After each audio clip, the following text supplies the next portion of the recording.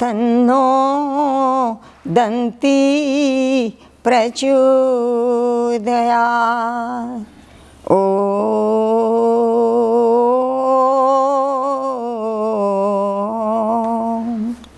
તત્પુરુષાય વિદ્મહે મહાદેવાય ધીમહિ તન્નો રુદ્રા પ્રચોદયાત. ઓમ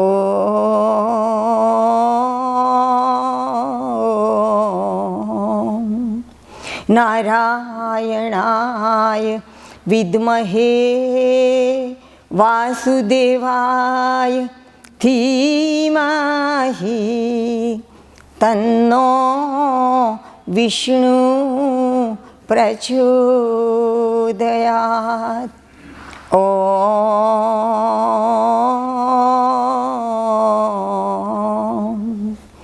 દેવ્यै બ્રહ્માણ્यै વિદ્મહે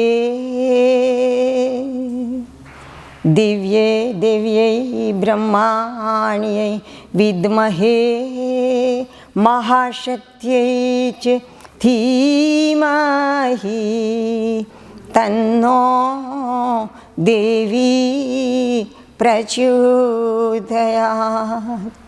ઓમ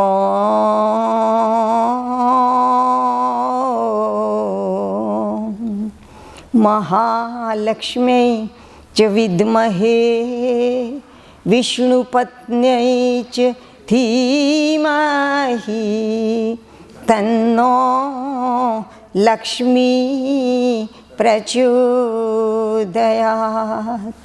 ઓમ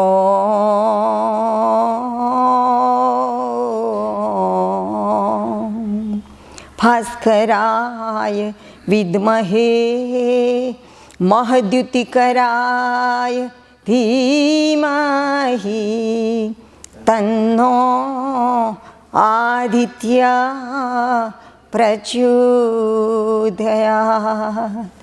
ઓમ શાંતિ શાંતિ શાંતિ.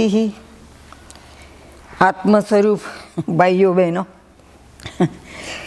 ખંડિત થઈને આવી છું. આમ તો અખંડ છું, પણ આમણે મને કહ્યું ને ત્યારે મને હા પાડતા પાડતા થતું હતું કે હું કેમ બેસીશ, ક્યાં બેસીશ, કેવી રીતે બેસીશ. ઘણા બધા પ્રવચનો મેં અત્યાર સુધીમાં કર્યા આ 3 વર્ષના આ માંદગી દરમિયાન, પણ એ બધા ઊભા ઊભા કરવાના હતા એટલે મજા આવી હતી. પણ હવે ધીમે ધીમે ડે બાય ડે ડિચ્યુરેશન, હવે ઊભા રહેવું ગમતું નથી.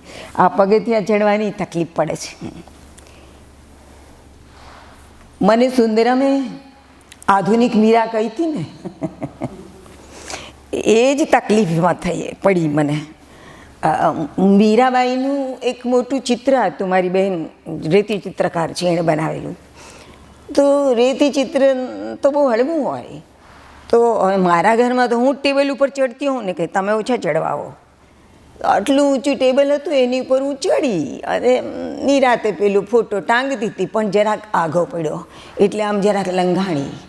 પણ કોણ જાણે એ કંઈ ફાવ્યું નહીં તો મને કેડમાં ટચક્યું થઈ ગયું.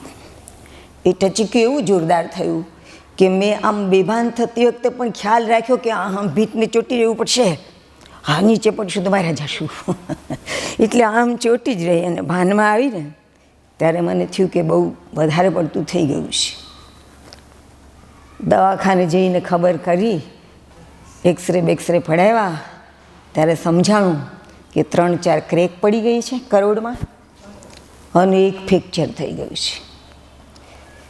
બહુ મને ખરાબ લાગ્યું. મને થયું આવું હોય કંઈ ભગવાન, હવે હું કાલ બેસીને પૂજા નહીં કરી શકું. બેસી કેવી રીતે શકાય, ગોઠણમાં કંઈ તકલીફ નથી, પણ હા મુખ્ય વાત જ કેડ જ ખરાબ થઈ ગઈ. મારી કામવાળીને હું એમ કહી દઉં કે કાલથી તું આવીશ નહીં વાસણ ટકવા, હું કોઈ બીજાને રાખી દઈશ, કપડાં ધોવાવીશ નહીં, તો એને કેવું લાગે? એ રોવે ઊભી ઊભી રોઈ પડે. કે એવડા મોટા પગારની મારી નોકરી ટળી ગઈ. મારે તો કંઈ પગાર જોઈતો નહોતો ભગવાન પાસે, પણ એમણે મને કહી દીધું કાલથી પૂજા નહીં કરવાની. બહુ ખરાબ લાગ્યું મને. ઘણા બધા કાવ્યો રચ્યા એ દરમિયાન. અને મારી જોડે ભણનાર એક ભાઈ કરુણાશંકર ઓઝા, રમેશભાઈ ઓઝા છે ને એમના ભાઈ થાય, એમણે એ બધું એમને મોકલ્યું કે આપણા રક્ષાબેન છે ને એને આવું થયું છે. હમણાં છેલ્લું મને લાઈફ ટાઈમ એચિવમેન્ટ એવોર્ડ એમણે આપ્યો. મને હતું કે હું નિરામય ભાગવત લખું પછી આ ભાગવતકાર મારી ઉપર ગુસ્સે થશે, પણ ગુસ્સે ન થયા. એણે કીધું નહીં, બહુ સાચું લખ્યું તમે, એને સરસ લખ્યું છે. તો એમણે મને ફોન કર્યો. એમણે કહ્યું નંબર આપો ને હું ફોન કરું. એમણે ફોન કર્યો. મને કે તમને વાગી ગયું, બહુ ખરાબ લાગ્યું મને, પણ અત્યાર સુધી તમને સાવ સાજા અને સરવા કોણે રાખ્યા હતા? કોઈ દી માંદા જ નથી પડ્યા તમે, કોણે રાખ્યા હતા? એ કીધું ભગવાને. હા, તો એમણે પછી એવું વિચાર્યું કે હવે આ શ્રાવણ મહિનો આવે છે, તે દિવસે શ્રાવણ હોય તો આ બહુ કામ કરશે, કેટલી બધી વખત 11 વખત શિવ મહિમને બોલશે, ભગવાનને નવડાવશે ને કેટલું કરશે, પાર્થેશ્વર કરશે ના તે, આ બાઈ થાકી જશે, એને આરામ આપીએ. મેં કીધું તમે મને આશ્વાસન આપવા માટે ફોન કર્યો છે કે ભગવાનનો પક્ષ ખેંચવા માટે ફોન કર્યો છે? મને કે બે. એટલે મને કે મટી જશે, બધું મટી જશે. મેં કીધું ના મટે તો એ ક્યાં આપણે ભગવાનના કાનના ઓછા કાપી શકશું કંઈ? પણ આવું થયું છે. પછી લખવાનું શરૂ કર્યું, યુટ્યુબ શરૂ કરી. તો પહેલાંય ચાલુ હતી, પણ મેં કીધું કામ તો કરવું જ પડશે. કર્મઠ કર્મને કરે ને કરે, કામ તો કરવું જ પડે. એક વખત અમારી કોલેજની એક વિંગ તૂટી પડી, વર્ષો થયા એ વાતને. એટલે પછી અમારે ભણાવવાનું તો કરવું જ પડે ને. એટલે મહિલા વિદ્યાલયમાં અમારે ભણાવવાનું શરૂ થયું. એ લોકોનું ક્લાસ ન ચાલતો હોય ત્યારે અમારા શરૂ થયા. તો જતા વેત મને થયું પાટિયું તો જોઈએ જ ને રોજ લખવા માટે. હું રોજ કંઈક ને કંઈક આપતી હોઉં તો પાટિયું તો જોઈએ. ગોત્યું અને ત્યારે ને ત્યારે કવિતા બનાવી, કર્મઠ કર્મને કરે ને કરે. અને પાટિયાના માપની જ એક કવિતા લખી. અમારા ધીરુભાઈ ધંધુકિયા પ્રિન્સિપાલ હતા. મને કે રક્ષાબેન તમારા અક્ષર ઓળખી ગયો અને આ તમે જ આ કામ કરો. ગમે ત્યાંથી પાટિયું ગોતી નાખ્યું. કામ કરનારને તો જેની ઉપર કામ કરવાનું હોય ને એ મળી જ જાય. અને સરસ લખ્યું, કર્મઠ કર્મને કરે ને કરે. મેં પણ ભગવાનને કહી દીધું કર્મને કરે ને કરે, આપણે તો કરીશું જ. જેણે મને બોલાવી ત્યાં હું ગઈ છું બોલવા માટે, અને આટલા જ સ્પિરિટથી બોલી છું. મારા અવાજ ઉપરથી તો કોઈ મને માંદી કહી શકે જ નહીં, પણ મારે ચાલી ન શકાય છે. મારે કોઈકનો ટેકો જોઈએ, કોઈ મારો હાથ પકડે ને તો જ ચાલી શકું, કારણ કે મારા પગ ખલાસ થઈ ગયા છે. કેળની બધી અસર, કરોડની બધી અસર ત્યાં આવી ગઈ છે. કરોડમાં આખા શરીરનું ચેતાતંત્ર છે, તો પગમાંથી બેલેન્સિંગ ચાલી ગયું છે. એટલે મારા પગ એકી બેકી રમવા માંડે, તું પડી જ જાઓ ને ગલોટિયા ખાઈને પડી જાઓ, અને તો પછી બાકી થાપો હોય એ જ તૂટવાનો રહે, ગોળો તૂટી જાય. આટલા પગેથી ચાર ચડી ના શકું. મારા ઘરમાં હું નિયમિત દાદરો ચડું છું અને ઉતરું છું, અને હું પગને કહું છું કર્મને કરે ને કરે. હું જો ના ચડું ઉતરું તો તું કામ કરવાનું ભૂલી જા ને થાંભલો થઈ જા. પણ એની રેલિંગ પકડીને ચડું અને રેલિંગ પકડીને ઉતરું. રેલિંગ વગરનું હું કાંઈ ચડી ઉતરી ના શકું. આવી બધી તકલીફમાં છું. મને કોઈકે પૂછ્યું હતું, મને કે બેન આખો દિવસ તમે રામ કર્યા કરો, ભગવાનનું નામ લીધા કરો 4 વાગ્યાને ઉઠીને, અને તમને આવું કેમ થયું? મેં કીધું રામકૃષ્ણ પરમહંસ તો મારી કરતાં 1000 ગણા મોટા ભક્ત હતા, તોય બિચારાને કેન્સર થયું હતું. બધાને કંઈક થવાનું હોય તો થાય જ, કંઈક ગયા જન્મનું કંઈક હશે એટલે થયું બધું. પણ મેં કીધું મને ભગવાન ઉપર થોડી ઘણી રીસ હતી, પણ પછી ઉતરી ગઈ. કારણ કે કેટલું બધું વાગ્યું કે હું આમ ન થઈ શકું. અને છતાંય હું સવારમાં મારી મેળે નાતી હતી, મારી મેળે દાંતણ કરતી હતી, મારી મેળે જ જાજરૂ જતી હતી. મેં કીધું આ ભગવાનનો મારી ઉપર કેટલો મોટો ઉપકાર છે, એની જોડે બાંધીને શું કરું. એ કહે છે તને આટલું બધું વગાડી દીધું, આટલું બધું વાગ્યું છે, તોય તું આટલા કામ તારી મેળે જ કરી શકે છે. ન ભૂતો ન ભવિષ્યથી જેવી વાત છે ને, માણસ આમથી આમ હલી ન કે એ એકલું એકલું જાય અને એકલું એકલું બધું પતાવે. મને થયું કે ચલો ભગવાન એટલો તો આપણી ઉપર માયાળું છે, એટલે આપણે એને ભૂલતા નથી ને, બરાબર છે. સુપ્રીણીતો ભગવાન ખુશ થાય છે. હમણાં આપણે શ્લોક ગાયો, ભવતી ભૂત પતિર મહેશ. આ સ્તોત્ર જે બહુ પ્રેમથી સમાહિતેન કંઠેન ગાય તો ભગવાન બહુ ખુશ થાય છે. એટલે આપણી ઉપર એ ના ખુશ થઈ શકતો નથી, પણ હવે આપણા કંઈક કર્મો હશે સંચિત, એ પ્રારબ્ધ બન્યા છે એટલે ભોગવવા જ રહ્યા. એટલે મને જ્યારે કહ્યું ને આમણે, મેં કીધું ના ના આવીશ આવીશ આવીશ, બધે જાઉં છું. મને કે બધે જાઓ છો તમે? એમ અમારા માણસો પણ કહે છે. મેં કીધું હા જાઉં છું ને, પણ મને પકડવી પડે, ઉતારવી પડે, એવું બધું કરવું પડે. જરૂર આવીશ. શેની ઉપર બોલશો? એ શ્રાવણ મહિનો ચાલે છે તો શંકર ભગવાન ઉપર બોલશું. શ્રાવણ શબ્દ શ્રવણ ઉપરથી આવ્યો છે. શ્રવણ એટલે કે શ્રવવું, શ્રવવું. તો શ્રાવણ મહિનામાં શ્રવણ કરો. શેનું શ્રવણ કરવાનું? શિવનું. કારણ કે શિવ એટલે કલ્યાણકારી, કલ્યાણકારી ભગવાનનું કલ્યાણ માટે શ્રવણ કરવાનું. શ્રાવણ મહિનામાં શિવની વાત એટલા માટે આવી કે એમનું નામ શિવ છે, એમનું નામ શંકર છે. શંકરોતિ ઇતિ શંકરા. શંક એટલે કલ્યાણ, જે કલ્યાણ કરે છે એને શંકર કહેવાય.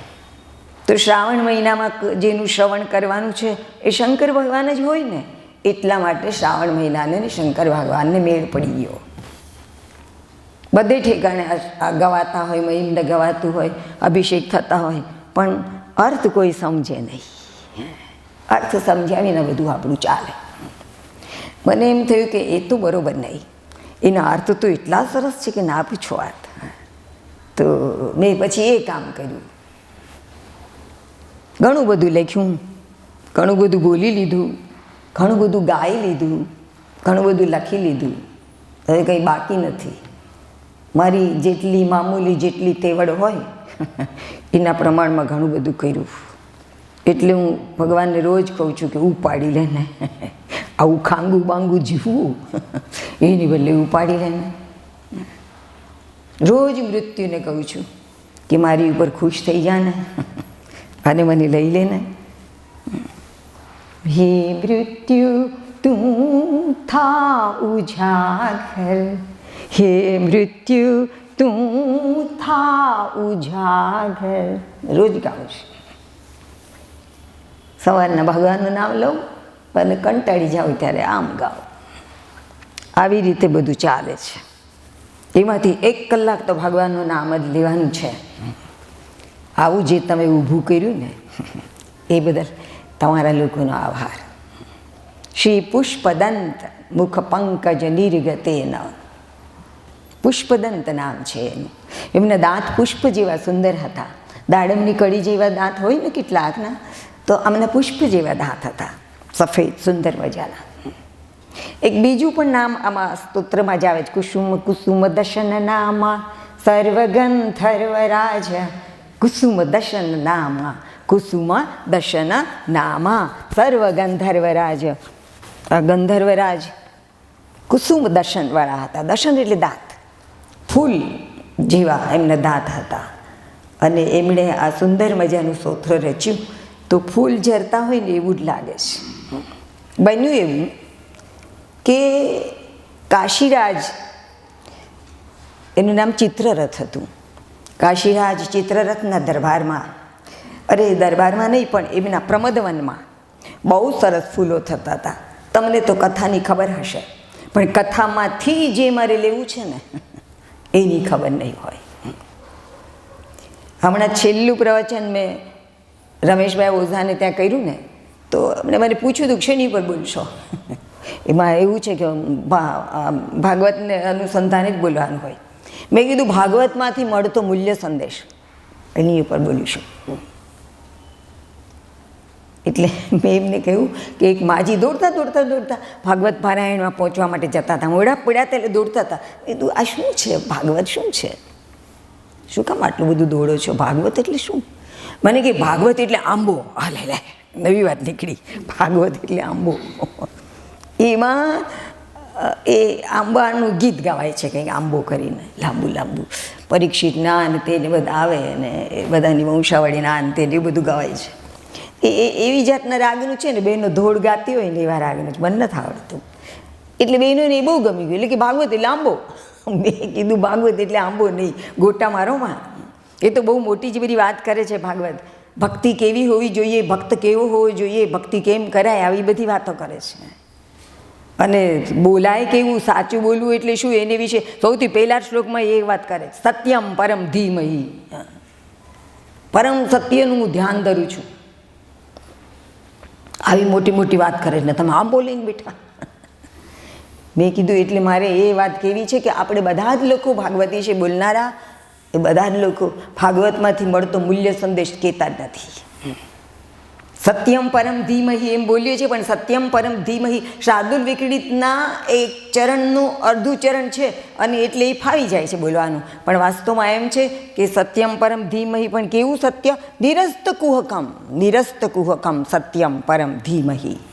કપટ વગરના સત્યનું હું ધ્યાન કરું છું. મેં કીધું લા સૌથી પહેલું મૂલ્ય આપ્યું એણે, કપટ વિનાનું સત્ય. રાજુલામાં પાંડુરંગ શાસ્ત્રીજીના શિબિરો થતા ને, શિબિર પુલ્લિંગ છે, શિબિર થતી એમ નહીં, શિબિર થતા, શિબિર થતો, શિબિર થતા. તો સવારમાં પૂરમાં નાહવાનું હોય. હું તો ત્યારે બહુ નાની હતી, ફ્રોક પહેરતી હતી, એટલી બધી ઠાઢ હોય અને ગરમ પાણી કોણ આપે ત્યાં. એટલે આપણે આપણા વારા પ્રમાણે જઈએ નાહવા માટે કપડાં વપડા લઈને, થોડી વાર પછી પાછા નીકળીએ. એટલે બધા આપણને પૂછે નહીં નાયા ને, નહીં નાયા? હા નહીં ને આયા.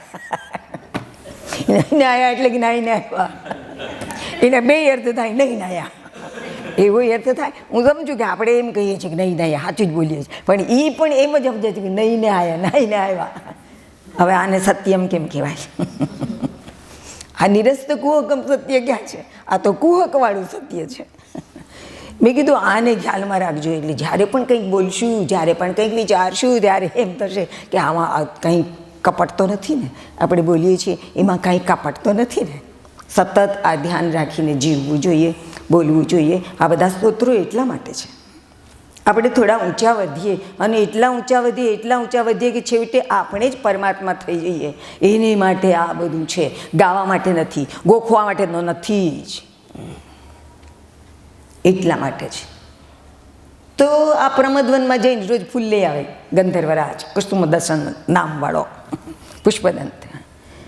આ રોજ કોઈક સૈનિકોને મૂકે અને કે રામ રામ ધ્યાન રાખો ને, રાતના કોણ લઈ જાય છે આ ફૂલ? કોણ લઈ જાય છે? ભગવાન માટે વાવેલા ફૂલ કોઈ ચોરી જાય છે? બધાએ બહુ ધ્યાન રાખ્યું પણ કાંઈ દેખાણું નહીં કોણ ચોરી જાય. ફૂલ ઓછા થઈ જાય પણ ચોર દેખાય નહીં. પછી ચિત્રરથે વિચાર કર્યો કે શિવ નિર્માલ્ય બધે વેરી દઉં. આખા બગીચાની આજુબાજુ ચારેય બાજુએ શિવ નિર્માલ્ય એટલે શિવ ઉપર ચડેલા પુષ્પો કે જે સવારના પછી રાતના આપણે ઉતારી લઈએ અને સવારના નદીમાં કે ક્યાંક પધરાવી દઈએ, એ શિવ નિર્માલ્ય કહેવાય. ભગવાનની ઉપર ચડ્યું, ભગવાને એને સાચવ્યું, સ્વીકાર્યું, શિવ નિર્માલ્ય છે. એને બધે ઠેકાણે વેરી દીધું. ગંધર્વરાજને કંઈ ખબર નહોતી. એટલે એ રાતના આવ્યો, જેવો આવ્યો અને એલું શિવ નિર્માલ્યને ટેકો કે તરત એની જે અંતર્ધાન શક્તિ હતી ને એ ચાલી ગઈ. અંતર્ધાન શક્તિ ચાલી જાય તો પછી ગંધર્વ રહ્યો કહેવાય? કાંઈ ન કહેવાય. બિચારો ગંધર્વ મટી ગયો, રડા માંડ્યો. એને થયું કે અરે હું તો દેખાઈ ગયો, સજા થઈ જે કંઈ થયું હશે એ. પણ એને થયું કે આ શક્તિ વિના હું ગંધર્વ ના કહેવાય, આ શક્તિ મારે મેળવવી જોઈએ ફરીવાર. તો આ શક્તિ પાછી મેળવવા માટે એમણે આ સ્તોત્ર ગાયું. સ્તોત્રનો 33મો શ્લોક છે ને એનો ખરેખર તો છેલ્લો શ્લોક છે. હું તો એની પહેલાંનો 31મો છે ને એને છેલ્લો ગણવા તૈયાર. ચકાર આવી ગયું, એમણે આ બનાવ્યું છે એમ કહી દીધું. તો પછીનું જે કંઈ છે ને જે આપણે બધા ગાઈએ છીએ ને ભલે ગાયું, એ આ શિવ મહિમનનું મહિમન છે, એનો મહિમા છે. કે આ એટલા માટે ગાવાનું, એટલા માટે ગાવાનું. એ ગાઈએ તો સુપ્રીણિતો ભગવત ભવતી ભૂત પતિર્મહેશ, ભગવાન આપણી ઉપર બહુ ખુશ થાય. એમ આ સ્તોત્રનો મહિમા એમાં ગાયેલો છે છેલ્લા શ્લોકોમાં. તો મારે તમને કહેવું છે કે જ્યાં સુધી એ પૂરું થઈ ગયું એમ દેખાડું છું, એ શ્લોક લો કે પછીના 10 શ્લોક ઉમેરીને લો, પણ કોઈ જગ્યાએ એણે પાછી આ શક્તિ માગી એવું લખ્યું નથી. મારે કહેવું છે આ શક્તિ પાછી ભગવાન પાસે માગવા માટે એણે આ બધું કર્યું, રચ્યું. બહુ અઘરું સ્તોત્ર છે, પણ એણે કંઈ માગ્યું નહીં પાછું. તો આ શું થયું હતું એ વાત વળી પાછી કોઈક શ્લોકમાં મહિમાકારે કહી છે, માગી એમ નથી કહ્યું, પણ એ પેલું પાછું મેળવવા માટે એણે આ કર્યું. બસ એટલું જ લખ્યું છે. વિવેકાનંદને એમ થતું હતું કે હું સંન્યાસી થઈ જાઉં પછી મારા કુટુંબનું શું થાય. એટલે પરમહંસને એમણે પૂછ્યું, રામકૃષ્ણ પરમહંસને, કે મને એમ થાય છે કે ભગવાન પાસેથી કશુંક માગી લઉં અને મારા કુટુંબનું બધું ચાલે એમ, અને પછી હું ભગવા ફેરી લઉં. રામકૃષ્ણ પરમહંસ કે આ જઈને માગને, માગ. એમાં એવું લખ્યું છે એમની કથામાં કે 3-4 વખત ગયા પણ માગી ન શક્યા, નમસ્કાર કરીને પાછા આવ્યા. રામકૃષ્ણ પરમહંસે પૂછ્યું માગ્યું નહીં? કાંઈ ત્યાં ગયા પછી કંઈ યાદ જ આવતું નથી, નમસ્કાર એક જ યાદ આવે છે, એટલે કંઈ માગ્યું જ નહીં. હશે કાંઈ નહીં, માગવા જેવું જ ન હોય તારે શું માગવું છે એ એને ખબર છે, એટલે આપણે માગવાની શી જરૂર. ધ્રુવ ગયો તો તપ કરવા ભગવાનની પાસે, એને માગવું હતું મોટું રાજ્ય અને એવું બધું જ, એણે કાંઈ માગ્યું નહીં, પણ ભગવાને તોય આપ્યું. ભગવાન ચાલ્યા ગયા ને પછી એ ધ્રુવ બહુ રડ્યો, અરે આખો જન્મારો લઈ લઈને ફરી વાર જન્મ ન લેવો પડે, આવી જાતના ભગવાન મને મળ્યા, તમે એની પાસે આવું માગ્યું. એટલે આપણા જેટલા સ્તોત્રો ભગવાન પાસે માગવાના છે, સકામ ભક્તિના સ્તોત્રો છે, એનો પ્રાણ તો પાછો નિષ્કામ ભક્તિનો છે. જો આમાં પણ એ અંતર્ધાન શક્તિ માગવા માટે એણે બનાવ્યું અને માગી શક્યો નથી, ભૂલી ગયો, માગવાનું ભૂલી ગયો, ભગવાનની ભક્તિમાં એવો તણાઈ ગયો કે હું શું કામ કરું છું એ ભૂલી ગયો. કેટલાક બાળકો રોવે ચડે ને પછી શું કામ રડતા હતા એ ભૂલી જાય, કારણ ભૂલી જાય. પછી આપણે એને કહીએ કે રડવે ચડી ગયો છે, હવે એ રડવે ચડી ગયો છે, ક્યાંક બીજે ધ્યાન દોરો, કજીએ ચડ્યો છે, ભૂલી જાય બિચારું. એ આ ભક્તિએ ચડી ગયો તો માગવાનું ભૂલી ગયો. આપણી કોઈ શક્તિ લઈ લીધી છે કોઈએ, આપણે શું કામ બોલવું જોઈએ? અત્યારે જ બંધ કરી દઈએ તો આપણે શું કામ ભૂલીએ છીએ? એમણે તો ગાય, કારણ કે એમને આ ભક્તિ જોઈતી, એમને આ પોતાની શક્તિ જોઈતી હતી પાછી, એટલે એમણે આવડું મોટું સ્તોત્ર બનાવ્યું. અલઘુ એમાં અલઘુ વૃત્ત, નાના નહીં એવા મોટા વૃત્તો વડે, વૃત્ત એટલે છંદ, યમાતા માતારા સલસલગા ભાનસલગા, આવા શિખરીની છંદ દ્વારા એને આ બનાવ્યું. વચમાં બીજા 2-3 છંદ છેલ્લે આવે છે, હરિણી છંદ આવે છે, માલિની છંદ આવે છે, પણ શિખરીણીમાં આ બધું એણે ગાયું. શું કામ ગાયું? કંઈક એનું લૂંટાઈ ગયું, કંઈક એનું ચાલ્યું ગયું, એ પાછું મેળવવા માટે ગાયું તો આપણું ઘણું લૂંટાઈ ગયું છે. એ મને કરોડ નહીં પાછી આપે, પણ બીજું ઘણું એવું છે કે જે આપણને માણસ કહેતું હતું અને હવે નથી રહ્યું આપણી પાસે, એટલે આપણે માણસ મટી ગયા છે, એ માગી લેવાનું છે. આપણું શિવત્વ ચાલ્યું ગયું છે, એ આપણો અંશી છે ને આપણે એના અંશ છીએ, પણ બધું ચાલ્યું ગયું છે. એટલા માટે આપણે આ ગાવાનું છે. આપણું શિવત્વ ચાલ્યું ગયું, એ તો મનુષ્યત્વ પણ ચાલ્યું ગયું, માણસ પણ મટી ગયા છીએ.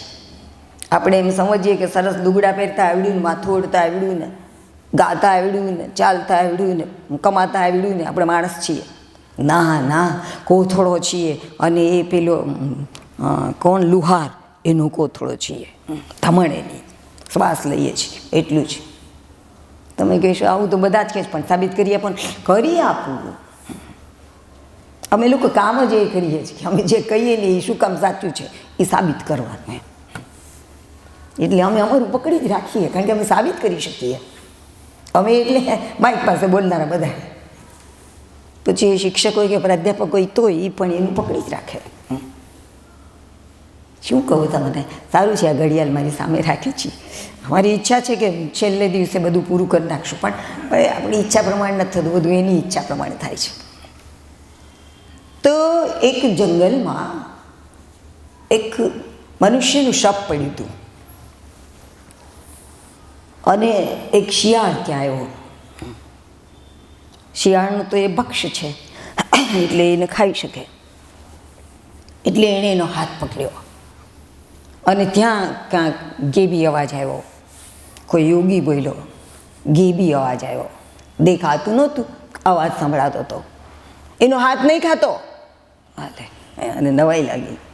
માણસ છે, એનો હાથ છે, માણસ મરી ગયો છે, હવે એને હાથનું શું કામ છે, તે ખાઈ જાઓ. નહીં, હસ્તવ દાન વિવર્જિત, એના હાથોએ દાન આપ્યું નથી કોઈ દાડો.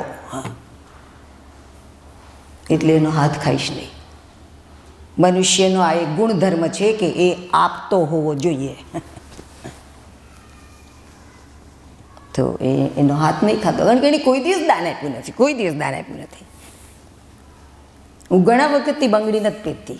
પહેલાં પહેરતી હતી ને એ કંઈ મને એમાં રસ નહોતો. એકનો એક મેં ચૂલ્લો નાખ્યો તો ધોળો, તે પીળો થઈ ગયો, કાળો મેશ થઈ ગયો, તો એ કાઢતી નહોતી. બધા કે બેના કાઢો ને, મેં મને એ પહેરવો જ નથી ગમતો. પણ હું એટલા માટે પહેરું છું કે મારી માએ મને કીધું હતું કે આપણે જો બંગડી ના પહેરીએ ને તો આપણો હાથ છે ને પુરુષ જેવો લાગે, અને આપણે સ્ત્રી છીએ. અને આ પુરુષો જો કડા પહેરે ને તો એ બૈરી જેવા લાગે. એ હમણાં પોનીઓ લે છે ને તો એ પણ એની જેવી લાગે છે. એટલે આપણે જે રીતે થયા છીએ, બન્યા છીએ, એ રીતે જ આપણે બનેલા રહેવું જોઈએ. કેટલાક માણસો છે ને એ આપણી પાસેથી વાસણો માગે છે અને પછી આપણે એને પૈસા આપીએ એ પ્રમાણે એ મૂર્તિઓ ઘડી આપે છે. વાસણને આમ કોઈ સળગાવીને આમ નાખીને એનો રસ બનાવી દે ને પછી કોઈ મૂર્તિમાં નાખે. આપણને કે કઈ મૂર્તિ બનાવી છે, આપણે કહીએ સરસ્વતીની. પછી સરસ્વતીમાં એ રસ ઢોળાય, એને ડાય કહેવાય, ડાય. પછી આપણે કહીએ ના ના ના મને લક્ષ્મીની જોઈએ છે. હવે નહીં બને, હવે નહીં બને. સરસ્વતીમાં મેં આ નાખી દીધું એટલે હવે લક્ષ્મી નહીં બને, હવે એ સરસ્વતીમાં જ. હવે ડાય એની સરસ્વતી છે. પહેલાં તમે કહ્યું હોત તો ડાય એની લક્ષ્મી હોય. એમ આપણી ડાય સ્ત્રીત્વની છે, તમારી ડાય પુરુષત્વની છે. પણ જવા દો ને સ્ત્રી અને પુરુષની વાત, આપણા બધાની ડાય મનુષ્યત્વની છે. એટલે મને એમ થયું કે આ કંઈ જરૂર નથી, પાટલો તૂટી ગયો, એક મેં પત્યું, હવે બીજો ઘડાવો નથી. આ હાથનું કામ દાન કરવાનું છે, આ હાથનું કામ લખવાનું છે, આ હાથનું કામ કોઈનું રક્ષણ કરવાનું છે, આ હાથનું કામ કાંઈ બંગડા પહેરવાનું નથી. હસ્તુ દાન વિવર્જિત, આણે કોઈ દિવસ દાન દીધું નથી. રાતના યાદ કરજો ને, આપણે કોઈ દિવસ કોઈને કાંઈ આપ્યું છે? જો આપ્યું હોય તો આપણો આ હાથ એ માણસનો હાથ છે, નહીંતર નથી. અને યાદ આવે કે આપ્યું છે તો બહુ સરસ, ભગવાનનો આભાર કે આપણને આપતા આવડ્યું. હસ્તવ દાન વિવર્જિત, કાંઈ નહીં, નથી ખાવા હાથ. શ્રુતિ પુટવ, એના બે કાન ખાઓ. શ્રુતિ પુટવ, બે કાન ખાઓ. નહીં, હસ્તવ દાન વિવર્જિત શ્રુતિ પુટવ સારસ્વત દ્રોહિણ. આ બે કાન છે ને એ સારસ્વતના દ્રોહી છે. સરસ્વતીના દ્રોહી છે ને સારસ્વતના દ્રોહી છે. કોઈ દિવસ સારું સાંભળવા જતા નથી. આપણે તો સારા છીએ એટલે આપણા કાન ખવાય. શ્રુતિપુટવ સારસ્વત દ્રોહિણ, કંઈ સારું સાંભળવું ગમતું નથી. આપણો વેદનો એક મંત્ર છે, ભદ્રમ કર્ણેભિઃ શૃણુયામ દેવા ભદ્રમ પશ્યેમ અક્ષિભિઃ. અક્ષિભિઃ એટલે આંખો વડે, આંખો વડે સારું જ જોવાય, કાન વડે સારું સાચું જ સંભળાય, સારું જ સંભળાય. આ મંત્ર ગડગડાવી જઈએ છીએ આપણે. હું રોજ સવારમાં પોરમાં ઉઠું, બારણું ખોલું 4 વાગે અને પછી આ બધું બોલું. રશિયા અને પેલું શું એનું બીજાનું નામ હતું, એ બાંધી પડ્યા હતા ને ત્યારની હું આ બોલું છું. હે ભગવાન બધે કલ્યાણ કરો ને, હે ભગવાન બધે શાંતિ કરો ને. આ શું આટલા બધા માણસો મરી ગયા, ખાડો ખોદીને એમાં બધા નાખી દે, પત્યું. હવે ભવિષ્યમાં જો કંઈક જમીન ખોદવામાં આવશે તો ત્યાંથી શબો જ નીકળશે. આ તો બહુ ભયંકર છે, આ નથી સંભળાતું, નથી સેવાતું, છાપું વાંચવું એ ગમતું નથી. એટલે તે દિવસથી હું બોલું છું, ભદ્રમ કર્ણે વિષ્ણુયામથી શરૂ કરું, પછી દેવહુ શાંતિ, અંતરિક્ષમ શાંતિ, એ બધું બોલું. ઘણું બધું બોલું અને પછી બારણું બંધ કરીને મારે કામે ચડી જાઉં. શાંતિ ઈચ્છવા જેવી છે. આ બધાનો અર્થ છે અને દિવ્ય અર્થ છે.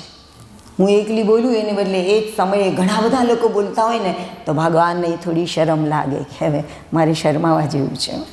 આટલા બધા લોકો મને કહે છે કે આ અમને નથી ગમતું. તો જવા દો. શ્રુતિપુટવ સારસ્વત દ્રોહિણવ એટલે એ નોખા, અપવિત્ર છે.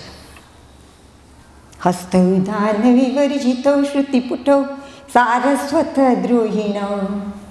તો આંખો ખાઓ, કાંઈ ખાવા જેવું નથી. નેત્રે સાધુ વિલોકને એને રહીતે, એની આંખો છે ને એને કોઈ દિવસ સાધુનું દર્શન કર્યું નથી. સાધુ એટલે આપણે સંસ્કૃતમાં સાધુ એટલે સારો, સજ્જન. સજ્જન માણસનું દર્શન કર્યું નથી. એ પોતે દુર્જન હતો અને એને બધા દુર્જનો જ ગમતા હતા. નેત્રે સાધુ વિલોકને એને રહીતે, કાંઈ નહીં. તો પાદવ, બે પગ, પાદવ પગ ખાઓ. પાદવને તીર્થે ગતામ, પાદ એના પગ છે ને એ તીર્થ કરવા ગયા નથી. ગતિ અર્થે એ બીજી ભક્તિ આવે એટલે પાદવને તીર્થે ગતવની પણ પાદવને તીર્થમ ગતવ. એના ચરણો છે ને એ તીર્થ કરવા ગયા નથી. ન જવાનું હોય ત્યાં ગયા છે, જવાનું હોય ત્યાં ગયા નથી. એટલે એ પણ નોખા. પાદવને તીર્થમ ગતવ. કાંઈ નહીં તો પેટ ખાઓ. ના એ પેટ પણ નોખા. કેમ? અન્યાયાર્જિત અર્થ પૂર્ણ બુધરમ. અન્યાયથી અર્જિત કરેલા અર્થ વડે એનું પેટ પૂર્ણ છે. કોઈ છો બનતો ગરીબ વધુ, હું શ્રીમંત જાજો બનું. આવું ધ્યાન રાખીને જીવો છે. કોઈકનું એણે લઈ લીધેલું છે, એ ભલે ગરીબ બન્યો, ત્યાં ભલે ખાડો થયો, મારે ટેકરો થવો જોઈએ. આવું જીવનાર માણસનું પેટ અપવિત્ર છે. એટલે નહીં ખાવાનું, પેટ પણ નહીં ખાવાનું. હું ભણાવતી હતી ને ત્યારે હું છોકરીઓને અને છોકરાઓને પૂછતી હતી કે તમારા પપ્પા સરકારી નોકરી કરે છે? તમને કોઈ વખત રવિવારે બોર તળાવ ફરવા જવાનું મન થાય ત્યારે એ તમારા પપ્પા જ્યાં નોકરી કરે છે એ ઓફિસની મોટર કામમાં લે છે? હા. એટલે કીધું એને કહેજો કે એ ખોટું કરો છો. એવું નહીં કરવું જોઈએ. એ મોટર કંઈ તમારી નથી. એ મોટર તો સરકારની છે, એ મોટર તો ઓફિસની છે, તમારે ન વપરાય. આમ કહી દેજો. મારા બાપુજી છે ને એ બહુ મોટા હેડમાસ્તર હતા, કવિ હતા. જય કૃષ્ણ દવે એનું નામ. તો એક વખત કોઈક પટ્ટાવાળો, એનો પટ્ટાવાળો બહુ સારો હતો, એને વિશે મેં લખ્યું છે અને મેં યુટ્યુબમાં પણ મૂક્યું છે એનું ચરિત્ર. હમણાં હું પ્લેલિસ્ટ બનાવું છું એટલે એમાંય આવી જશે. તો એ ઘીનો ગાડવો કોઈકે કીધું એને કે ઘી લઈ આવો ને, 2 કિલો ઘી લઈ આવો, મારે ઘેર લઈ જવાનું. એટલે વિઠલેશ્વરે ના તો ન પાડી, લઈ આવ્યો ઘી અને પછી લાવીને સાહેબની પડખે મૂક્યું, મારા દાદાની સામે મૂક્યું. દાદાએ પૂછ્યું શું છે? ઘી. કેમ અહીંયા?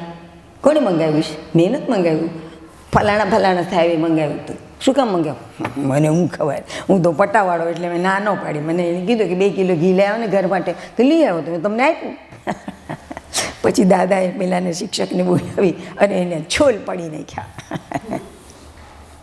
અહીંયા નોકરી કરવા આવો છો ને, આ પટ્ટાવાળાને કામ સોંપવું શું કામ તમારે? પટ્ટાવાળો કે તમારો છે? પટ્ટાવાળો તો સ્કૂલનો છે, સ્કૂલનું કામ હોય તો એને સોંપો, બાકી ના સોંપાય. હા, પટ્ટાવાળો એવો તો ખાવું પણ નહીં ને ખાવાય ન થવું, એવો હતા. તો અર્થ અન્યાયાર્જિત અર્થપૂર્ણ ધર્મ એટલે એ ન ખવાય. હસ્તૌ દાન વિવર્જિતૌ શ્રુતિપુટૌ. તમે લોકો કેટલા વખતથી કેટલા બધા લોકોને સાંભળો છો નહીં? આ શ્લોક યાદ રહી ગયો? મારી પાસે વાંચશો તો હું કંઈ નહીં આપું. હું કોઈને હવે કાંઈ નથી આપતી. કહું છું બોલું છું ત્યાં લખતા હો તો. આ જરૂરી છે. આ બહુ સાચવતું નથી, નોટમાં સચવાયેલું રહે છે. ટીળક નાના હતા ને ત્યારે ભણતા હતા ને ત્યારે એ કંઈ લખતા નહોતા, આમ બેઠા રહે. સાહેબ દાખલો ગણાવે ને આ બેઠો જોવે બાલ ગંગાધર. એકવાર પહેલાં એ કીધું લખવું નથી, લખું છું ને. ક્યાં લખે છે? આમાં. પણ હવે ટીળક જન્મતા નથી. હવે ટીળક જન્મતા નથી. હવે લખવું પડે. મારો મોબાઈલ હમણાં બળી ગયો તો મેં નવો લેવો પડ્યો. તો એ નવામાં બધું પાછું નવું હોય એટલે શીખવું પડે. એટલે હું મારે ભત્રીજાને કહું દોડમ દોડ બોલીને ભાગી જાપા. હું 80 વર્ષની છું અને તું 35 વર્ષનો છો. આટલો બધો ફેર છે. એટલે તું બોલ કે કોના પછી કોને ટચ કરું, એના પછી કોને ટચ કરું, એના પછી કોને ટચ કરું, બધું લખાવું. યાદ નથી રહેતું. હવે આમાં કંઈ રહેતું નથી, યાદ નથી રહેતું. એટલે પછી બિચારો બધું લખાવી દે. મને કે તમને કંઈ કામ નહીં લાગે, 2-3 વખત દમ વાપરશો. મેં 2-3 વખત તો મને કામ લાગશે ને, પછી મને ખ્યાલ આવી જશે. મારે કહેવું છે શું કે અહીંયા લખાયેલું રહેતું નથી, લખાતું નથી. ટીળક હવે જન્મતા નથી. સમજી ગયા હશો તમે હું શું કહેવા માગું છું. હસ્તુ દાન વિવર્જિતૌ શ્રુતિપુટૌ સારસ્વત દ્રોહિણૌ નેત્રે સાધુ વિલોકનૈન રહિતે પાદૌન તીર્થમ ગતૌ અન્યાયાર્જિત અર્થ પૂર્ણ મુદરમ. કાંઈ નહીં, ચલો માથું ખાઉં. એનું માથું ખાઉં. બિચારાને બરોબરની ભૂખ લાગી હતી અને ઓલો ના પાડ્યા કરતો હતો. નહીં, માથું તો ખાઈશ જ નહીં. કેમ? ગર્વેણ તુંગમ શિરા. એનું માથું ગર્વથી આમ ઊંચું રહેતું હતું. કંઈક હોય એનામાં ને ઊંચી રહેતો ઠીક છે, તો આમ તો આમ રહેતો હતો, બલડાડી કરીને જ રહેતો હતો. ગર્વેણ તુંગમ શિરા. કાંઈ ના હોય અને મિથ્યાભિમાની. વરસાદ થતો હતો ને છાપરેથી દડે જલ. નેવલા માનતા હતા કે પોતે જ વરસે ખૂબ. નેવલાને ઓળખો ને? હવે નેવા હોય ને. નેવલા માનતા હતા કે પોતે જ વરસે ખૂબ. કોઈએ માટલી મૂકી નેવાની હેઠળે જઈ ગર્વથી તે ભરી આપી. ગાજતા અમે ખાલીને ભરતા રહ્યા. સારું જ થયું વરસ્યા અમે, નહીંતર આનું શું થાત બધાનું. મદીલા નેવલા ભૂલ્યા. કહો કોઈ જઈને કે વાદળા જો ન વરસે તો તમારા ક્યાંથી ધોધવા. આ વાદળા વરસતા ન હોત તો તમારા ધોધવા ક્યાંથી પડત. ખરે બપોરે ઉનાળામાં વરસી જોજો ને. કોને કહ્યું? નેવાઓને. આપણને કહ્યું છે. અને અન્યોક્તિ અલંકાર કહેવાય. કોઈકનું નામ લઈને કીધું છે આપણને. આવું તમે સંભળાવવામાં ચાલે ને, સંભળાવવામાં આ સંભળાવ્યું છે આપણને. તો આપણી પાસે જે કંઈ છે એ તો એણે આપેલું છે. ગર્વ કરવાનો આપણને અધિકાર નથી. મેં આટલું દાન આપ્યું, એક મારું પેન્શન આપી દીધું. કોરોના આવ્યો ને ત્યારે એક પેન્શન આપ્યું મોદી સાહેબની જોડીમાં અને બીજું પેન્શન આપ્યું અહીંના જે મુખ્ય પ્રધાન હોય એની જોડીમાં. પછી હું ઘેર આવીને આ બોલી, વાદળા જો ન વરસે તો તમારા ક્યાંથી ધોધવા. જો પેન્શન ના આવતું હોત તો તમે કયું દાન આપી શકત? કોને આપી શકત? ક્યારે આપી શકત? દેવાર આપણે કંઈ કરી ન શકીએ. એ આપે છે ત્યારે આપણે આપીએ છીએ. એણે મને બોલતા શીખ્યું છે એટલે હું બોલું છું, એટલે બધા મને બોલાવે છે. નહીંતર ન બોલાવત. એને બોલતા નથી આવડતું, તત્તા પપ્પા થઈ જઈશ, જવા દો ને. હવે એક શ્લોક કંઈ મોઢે આવડતો નથી, એને શું સાંભળતા એમ થાય. તો આપણને નથી કોઈ સાંભળતા. આપણી અંદર બેઠો બેઠો કોઈક આપણને બોલાવે છે ને એને બધા સાંભળે છે. આપણે તો કાંઈ કરી શકીએ એમ નથી. એક માખી ઉડાડી શકીએ એમ નથી. યા મને વાગ્યું ને ત્યારે મને ખબર પડી ગઈ કે આ કમર મારી છે ને આ કરોડ મારી છે ને બધી વાત ખોટી છે, આ બધું એનું જ છે. એટલે રાખવા દીધું ત્યાં સુધી રાખ્યું અને હવે આપણને કરી દીધા ખંડિત. અમારી કરોડ છે ને એ આમ વળી અને આમ બહાર નીકળી ગઈ છે. તો હું આ બધું આમ બોઢેલું રાખું ને એટલે તમને ખબર ના પડે. તો પહેલાં એમ જ રાખતી હતી. મને એવી ખબર છે કે સમુદ્ર વસને દેવી પર્વતસ્તન મંડલે વિષ્ણુ પત્ની નમસ્તુભ્યમ પાદસ્પર્શમ ક્ષમસ્વમે. પૃથ્વીના પૂર્ણ ભાગમાં સમુદ્ર છે. સમુદ્ર વસને દેવી, સમુદ્રરૂપી વસ્ત્ર પહેરનારી દેવી. એટલે આપણા પણ પૂર્ણ શરીર ઉપર વસ્ત્ર હોવું જોઈએ. એટલે મારું જો આટલું જ દેખાય છે. જવા દો, વાત તો હું એ કરતી હતી કે કરોડ ભાંગીને આમ થઈ ગઈ, વળી ગઈ. અને કરોડ વળી જાય ને એટલે કરોડને ટેકે ટેકે આપણા શરીરનો આખો મધ્ય ભાગ રહેલો છે, આપણું પેટ રહેલું છે. મારું પેટ આમ બહાર નીકળી ગયું. બેડોળ થઈ ગયો આવ્યો. ત્યારે મને ખબર પડી કે આ મારું શરીર નહોતું. મારી પાસે ભણેરી છોકરીઓ ખબર કાઢાવે ને બેન તમે બધાને અક્કડ બેસો એમ કહેતા હતા, અને તમારી અક્કડતા મટી ગઈ. મટી ગઈ આપણી અક્કડતા, આમ થઈ ગયા આપણે. એટલે આપણું કાંઈ નથી. જો આ બધું આપણું હતે તો હું મારી આંખે મોતીઓ આવવા જ ન દેત, હું મારા વાળ ધોળા થવા જ ન દેત, તો હું આ કરોડને તો ક્યાંથી વળવા દેત. એટલે કશું આપણું છે જ નહીં. અભિમાન કરવા જેવું તો કાંઈ નથી. આપણે કરીએ છીએ કઈ વાત, મનુષ્યત્વ આપણું ચાલ્યું ગયું છે. એટલે આપણે પણ આ મહિમને ગાવું પડે ભગવાનની પાસે માગવા માટે કે અમને પાછા માણસ બનાવો. અમે માણસ મટી ગયા છીએ, અમારા હાથ નથી રહ્યા. માણસના હાથ હોવા જોઈએ એવા અમારા હાથ નથી. અમારી આંખ માણસની આંખ હોવી જોઈએ એવી આંખ નથી. આ બધું અમારે પાછું જોઈએ છે. અમારે માણસ થવું છે. એક સુંદરમ નામના ગાંધી યુગમાં કવિ થઈ ગયા મોટા, એમણે એક કાવ્ય લખ્યું છે. ઘણા કાવ્યો લખ્યા છે. એમાં એક કાવ્ય એમણે લખ્યું છે કે હું મનુષ્ય માનવી માનવ થાવ તો ઘણું. હું માનવી છું, એ માનવ થાવ તો ઘણું. આ સુંદરમ જ મને મીરા કહી હતી ને, એટલે જેનો મીરાનો ફોટો હતો ને, મને મીરાને એમ થયું આને મીરા કહી હતી તોડી નાખો. એટલે મારી કરોડ એનો ફોટો લટકાડતી વખતે તૂટી ગઈ.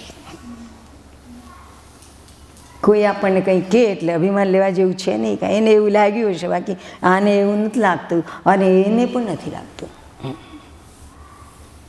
તો અભિમાન જ્યાં સુધી આવે છે ત્યાં સુધી આપણે માણસ નથી. ભૂંડને અભિમાન નથી આવતું, કૂતરાને અભિમાન નથી આવતું. આપણમાં અક્કલ છે ને એટલે અભિમાન આવે છે. તો આપણે અક્કલનો ખોટો ઉપયોગ કરી રહ્યા છીએ. એટલે જેમ ગંધર્વરાજે પોતાનું આમ અદૃશ્ય થવાની જે શક્તિ તાકાત હતી એ પોતાનું હીર ખોઈ નાખ્યું, એમ આપણે પણ મનુષ્યત્વ ખોઈ નાખ્યું છે. તો ઘણી વખત છાપામાં વાંચતા હશો ગુણવંત શાહને, સારા ચિંતક છે, ઠીક લખે છે, કેટલુંક બહુ ખોટું લખે છે. એને કહીએ છીએ તો એ કે આ તમે મને કરેક્ટ કર્યો ને એ બદલ આભાર, એવું કાંઈ કહેતા નથી. આ અભિમાન છે કે માણસ આવું કબૂલ ન કહે, આ તમે સારું થયું મને આ કીધું, મને આ નથી ખબર, હું આવતા લેખમાં સુધારી લઈશ, એવું બોલતા આવડવું જોઈએ. ભલભલા નથી આવડતું તો નાના ક્યાંથી આવડે. તો એમણે એવું એક બહુ સરસ વાક્ય લખ્યું છે કે મનુષ્યત્વ વગરનો મનુષ્ય એ રિફિલ વગરની બોલપેન જેવો છે. રિફિલ વગરની બોલપેન જેવો છે. મનુષ્યત્વ વગરનું મનુષ્ય એ આવું છે. એને શિયાળ અડે એ યોગીને પસંદ નથી. તો આ અમારું ચાલ્યું ગયું ભગવાન, અમારું મનુષ્યત્વ ચાલ્યું ગયું છે, અમને પાછું આપો. અમે મહિમને ગાઈએ છીએ અને 5 દિવસ સુધી ગાવાના છીએ. એક બીજું પણ ગુણધર્મ છે. મનુષ્યત્વ છે ને એ માણસનો ગુણધર્મ છે. જેમ અગ્નિનો ગુણધર્મ છે દજાડવું, પ્રકાશ આપવો, કંઈક એની ઉપર મૂકીએ તો એને ચડાવી દેવું, રાંધી દેવું, આ બધા અગ્નિના ગુણધર્મ છે. વાયુનો ગુણધર્મ છે બધું ચોખ્ખું કરવું, બધું આમ આમ લઈ જવું, આપણને શ્વાસ લેતા કરવા, આ બધા એના ગુણધર્મો છે. પાણીનો ગુણધર્મ છે ચોખ્ખાઈ, ભીનું કરવું. એમ આપણા આ બધા ગુણધર્મો છે. આ શ્લોકમાં આપણા ગુણધર્મો લખેલા હતા અને એ બધા આપણા બધા શરીરના બધા અવયવોએ ગુમાવ્યા છે.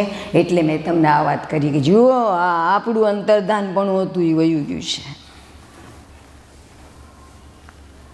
એક બીજો પણ ગુણધર્મ છે. રામજી ભગવાનને સામે જવું હતું, સોજો જંદૂર લંકામાં, પણ ત્યાં કઈ રીતે જવું? મનુષ્યત્વ ચાલતું હતું એમનું. આ એટલે એ કંઈ હું તો આમ કરીને વયો જઈશ એમ કહી શકે એમ તો હતા જ નહીં. એટલે પુલ બનાવાયું ને એવું બધું થયું.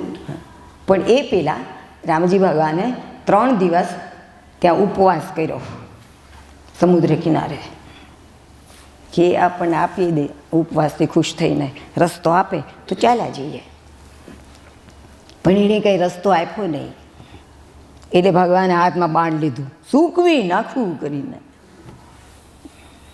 લક્ષ્મણને ડર લાગ્યો કે આ હા તો બહુ થશે.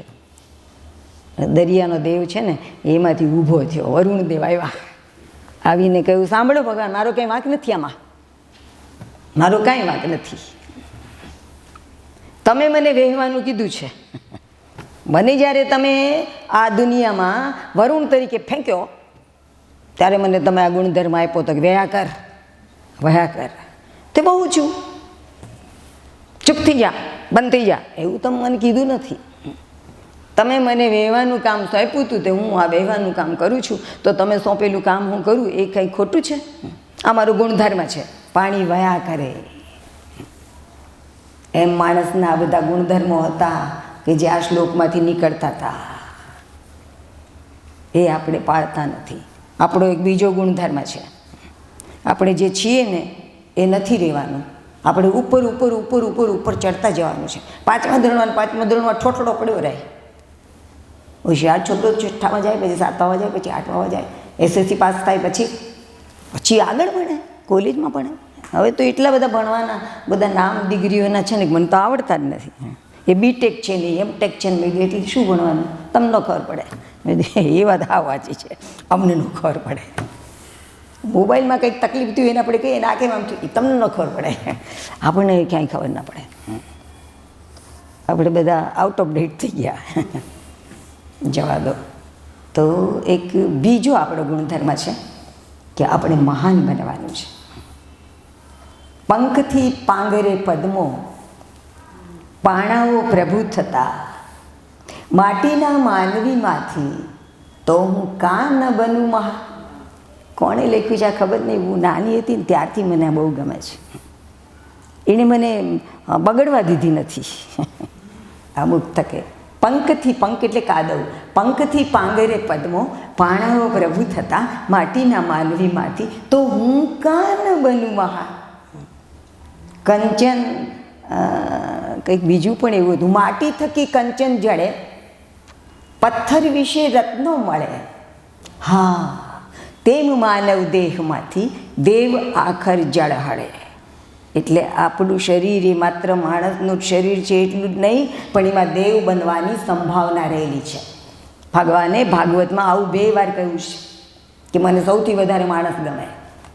મેં 2 પગવાળા બનાવ્યા, 4 પગવાળા બનાવ્યા, 8 પગવાળા બનાવ્યા, ઘણા બધા પગવાળા પેલા શું કરડી ખાય છે, કાન ખજૂરા બનાવ્યા. પણ આ બધામાં મને સૌથી વધારે માણસ ગમે છે. કારણ કે માણસ મટીને દેવ બને એવી એમાં મેં સંભાવના મૂકી છે. પણ આવું કોઈના કાનમાં ભગવાન આવીને કહી જતો નથી, અને આપણે કંઈ ભાગવત વાંચતા નથી. તો આ સંભાવના એ પણ આપણો એક ગુણધર્મ છે. આપણે કંઈક બનવા આવ્યા છીએ, જે છીએ એના એ નથી આપણે રહેવાનું. ગાય છે ને એ ગાયના બચ્ચા તરીકે જન્મ્યું હતું એ વાછડું, અને પછી એ ગાય બનીને મરી ગયું. ભૂંડ છે એ ભૂંડ થઈને મરી ગયું. પણ માણસ થઈને મરી ગયો નહીં, માણસ દેવ થઈને મરી ગયો. બહુ મોટા માણસો, ખરેખર એણે મનુષ્ય જિંદગી બહુ સરસ રીતે જીવી ગયા. એ માણસ એકવાર કોઈક જીવનલાલ નામનો કોઈક માણસ ગુજરી ગયો. એટલે કોઈકને સમાચાર આપ્યા, જીવનલાલ ગુજરી ગયા. જીવનલાલ જીવતા હતા?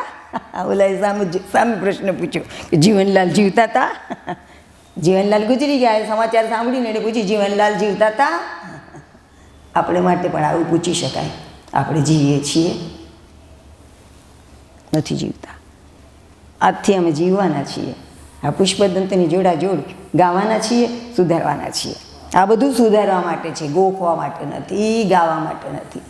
તમે લોકો દર 11 ભેળા થાવ છો ને આખી ગીતા બોલો છો ને, તમને લોકોને નમસ્કાર. હું નથી બોલી શકતી, પણ હું બધાને એમ કહું છું કે બીજા અધ્યાયના છેલ્લા 18 શ્લોકો, જેને સ્થિત પ્રજ્ઞાના લક્ષણો કહેવાય છે, 12મા અધ્યાયના છેલ્લા 8 શ્લોકો જે ભક્તના લક્ષણો છે, ભગવાને એનું નામ ધર્મામૃત પાડ્યું છે. 13મા અધ્યાયમાં વચમાં 5-5.5 શ્લોકોનું એક ઝુમખું છે, એમાં જ્ઞાનના લક્ષણો છે. 14મા અધ્યાયમાં પણ ત્રિગુણને પસાર કરી ગયા હોય એવા માણસોના લક્ષણો છે. 16મા અધ્યાયમાં પહેલા 3 શ્લોકની અંદર જે આસુરી સંપત્તિવાળો નથી પણ દિવ્ય સંપત્તિવાળો છે એ માણસ કેવો હોય એના લક્ષણો છે. આટલું વાંચી જાઓ અને આટલા વિશે રોજ વિચાર કરો. 11 તો ખાસ આપણે આવું આ હજી આપણે નથી થયું કેમ આ બરાબર છે પણ આ હજી નથી આવ્યું કેમ આમ કરવાનું છે. એનું બધું ધર્મક્ષેત્રે કુરુક્ષેત્રે સમવેતા યુદ્ધ સુધી શરૂ કરીને છેલ્લા શ્લોક સુધી ગડગડાવી જઈએ. કેટલો થાક લાગે, ગડગડાવવાનો થાક લાગે છે. એને બદલે આટલા શ્લોકો આટલા કેટલા ઓછા છે, 1 કલાકમાં પતી જાય. અને અર્થ સમજવા માટે કંઈ ડિક્શનરી લેવી પડે નહીં, તરત અર્થ સમજાઈ જાય એવા સહેલા સટ.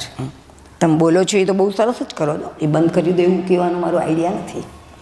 પણ આ કેવું લાગે છે હું કહું બી એ તો કરો. આટલું ગડગડાઈ જાઓ પછી તેવડ રહી હોય ત્યારે કરજો, પણ નહીં તેવડ રહી હોય એટલે આ કરવા જેવું છે. તો આપણે પણ કંઈ ગુમાવ્યું છે એ આપણે મેળવવાનું છે. આપણે રિફિલ ગુમાવી દીધી છે. રિફિલ વિનાની બોલપેન છીએ તો આપણે મેળવી લઈએ. 7 વાગ્યા, મારે આજે 3 શ્લોક ગડગડાવવા હતા પણ ન ગડગડાવી શકાય. પણ હું તમારે માટે એક આરતી લાવી છું અને એ આરતીનો કાગળ હું આપતી જઈશ. એમાં મેં એવું કર્યું છે કે આમ 1 અને 2 3 અને 4 આમ હોય ને આપણું પેલો કાગળ આવો, તો એમાં મેં આમ 4 આરતી લખી છે 4 વખત, જેથી કરીને આપણે પેલાને છાપવા આવીએ ને તો એ 1 કાગળ છાપવાનો પૈસા લે અને આપણને 4 મળી જાય. તો હું તમને એ આપતી જઈશ. તો મારો ગાડીવાળો હતો એને આપવાની નથી પણ એ માંદો પડ્યો છે એટલે પછી મેં કીધું કંઈ આમને હું કહીશ કે ભાઈ તમે કોઈ આનું ઝેરોક્સ કરાવી આવો, જેટલાની જરૂર હોય એટલાની, અને રોજ હું તમને ગવડાવીશ. આજે તો તમે ઝીલજો, પછી નહીં ઝીલીએ હો આપણે, પછી આપણે હારે જ ગાશું. તો જો આવી રીતે મેં લખ્યું, એક જ વસ્તુ છે પણ આ લખી એટલે આપણને 1 કાગળ છાપતો હોય એના પૈસામાં 4 આરતી મળશે, બરાબર ને? તો એવી બુદ્ધિ તો આપણે થોડી હલાવી શકીએ. તો ઝીલજો તમે, ઝીલજો, તમને ખબર પડે. એક સુંદર મજાનું સ્તુતિ આપીને જાઓ. ઓમ નમઃ શિવાય હર ઓમ નમઃ શિવાય હર ઓમ નમઃ શિવાય હર ઓમ નમઃ શિવાય હર દર્શનનું સુખ દઈને, દર્શનનું સુખ દઈને નયનો ન્યાલ કરો. ઓમ નમઃ શિવાય હર જય ગિરિજેશ્વર જય ગંગેશ્વર જય મહેશ મહાદેવ પ્રભુ જય મહેશ મહાદેવ. અંજલિ ધરી અમે ઊભા, અંજલિ ધરી અમે ઊભા, ત્રુઠોજી તતખેવ. ઓમ નમઃ શિવાય હર વૃષભ પરે અસવારી નંદીશ્વર મહાદેવ પ્રભુ નંદીશ્વર મહાદેવ. મમ મનને હરનાથો, મમ મનને હરનાથો, નંદી કરો કરું સેવ. ઓમ નમઃ શિવાય હર જ્ઞાનનું ખોલી નેત્ર પ્રભુ તમે કામદેવ શાપ્યો, પ્રભુ કામદેવ શાપ્યો. અમ ભાલે પણ ત્ર્યંબક, અમ ભાલે પણ ત્ર્યંબક, દૃગ ખોલી આપો. ઓમ નમઃ શિવાય હર કામાદિ ષડ રિપુઓ બહુતે સંતાપો, પ્રભુ બહુદે સંતાપો. ભૂતપતિ અમ ભૂતનાથો, ભૂતપતિ અમ ભૂતનાથો, શુચિતાને સ્થાપો. ઓમ નમઃ શિવાય હર ખૂણો નહીં ક્યાંય ખાડો, સુગોળ પૂર્ણ સ્વરૂપ. જો ભગવાન કેવા ગોળ ગોળ છે, ખૂણોય નથી ને ખાડોય નથી, એવા અમને બનાવો. આ છેલ્લી લીટી છે. ખૂણો નહીં ક્યાંય ખાડો, સુગોળ પૂર્ણ સ્વરૂપ, પ્રભુ સુગોળ પૂર્ણ સ્વરૂપ. પ્રભુ ખૂણા અમ ભાંગો, પ્રભુ ખૂણા અમ ભાંગો, ગોળ કરો અનુરૂપ. ઓમ નમઃ શિવાય હર કયા ખૂણા? કામ, ક્રોધ, લોભ, મદ, મોહ, મત્સર, એ અમારા ખૂણાઓ છે. એનાથી ખાડાઓ પડ્યા છે, એ બધા અમારે ભાંગી નાખો. કાલથી આપણે મહિમના પારંતે શરૂ કરીશું. ચાલો, જય શ્રી કૃષ્ણ. હે મારા નાથ, આપને ભૂલું નહીં, અનાયાસેન મરણમ વિના દૈન્યેન જીવનમ દેહાંતે તવ સાનિધ્યમ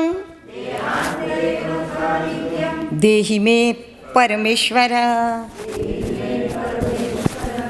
આવું બોલતા હતા ને આપણે જ્યારે જ્યારે મળતા હતા ત્યારે. હા, ભૂલી ગયા. યાદ છે.